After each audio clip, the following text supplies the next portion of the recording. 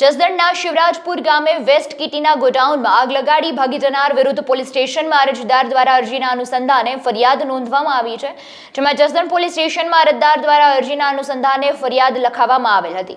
શિવરાજપુર ગામના મેરામભાઈ મેણિયા નામના વ્યક્તિ એક મહિલા અને બે પુરુષ વિરુદ્ધ જસદણ પોલીસ સ્ટેશનમાં ફરિયાદ નોંધવામાં આવી છે। ફરિયાદીના જણાવ્યા મુજબ તેમના ભત્રીજાની વહુ ધર્મિષ્ઠા ગામના ચમન મુલાણી નામના વ્યક્તિ સાથે 2 મહિના પહેલા ભાગી ગયેલ તે સમાધાન બાબતે મેરામભાઈને બોલાવી આરોપી દ્વારા છૂટાછેડા કરી આપો નહીતર છેડતીની ફરિયાદ કરીશું તેમજ તારા વેસ્ટ કિટીના ગોડાઉનમાં આગ લગાડી દઈશું એવી ધમકી આપવામાં આવી હતી। ફરિયાદીના જણાવ્યા મુજબ હિંમતભાઈ આગ લગાવીને જતા રહ્યા તેવું મજૂરનું કહેવું છે। તાત્કાલિક મજૂરો દ્વારા આગ બુઝાવી અને લાખોનું નુકસાન થતા અટકાવવામાં આવ્યું તે બાબતે મેરામભાઈ દ્વારા જસદણ પોલીસ સ્ટેશનમાં ફરિયાદ દાખલ કરવામાં આવી છે। મારું નામ મેરામભાઈ તળસીભાઈ મેણિયા, ગામ મારું શિવરાજપુર અને હું અહીંયા વેસ્ટ ગીટીનો ધંધો કરું છું અને હિંમતભાઈ અરે અમારે ઘર બાબતનો અંગત વાંધો હતો, એના બાબતે મને સમાધાન દ્રષ્ટિએ બોલાવેલ ત્યારે એને મને એવી ધમકી મારેલી કે તમારું કારખાનું હું ગમે ત્યારે આવીને જેગવી દઉં અને તમારે થાય એ કરી લ્યો અને જે કરવું એ કરી લ્યો, હું કોઈથી બીતો નથી, કોઈ પોલીસથી બીતો નથી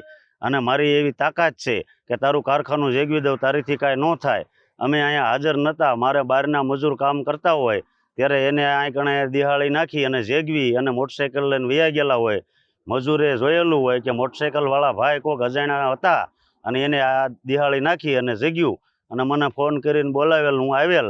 પછી અમે અહીંયા પાડોશીમાંથી પાણી લઈ અને આગ ઠારેલી અને માન કરતાં અમારો માલ બસેલો। અત્યારે મારો અહીંયા માલનો સ્ટોક 7 લાખ રૂપિયાનો હોય અને મને હજી ભય છે અને એને ચેલેન્જ માર્યો છે કે હું ગમે ત્યારે આવીને જેગવી દઈશ અને રાતે મજૂર અહીં રહેતા હોય અને રાતે કોઈ રોડેથી પથ્થરના ઘા કરે છે એ પણ અમને કોઈ એવી શંકા છે। આ બાબતની મેં પોલીસ સ્ટેશનમાં ફરિયાદ કરેલ છે અને તાત્કાલિક આ ધોરણે આના પગલાં લે।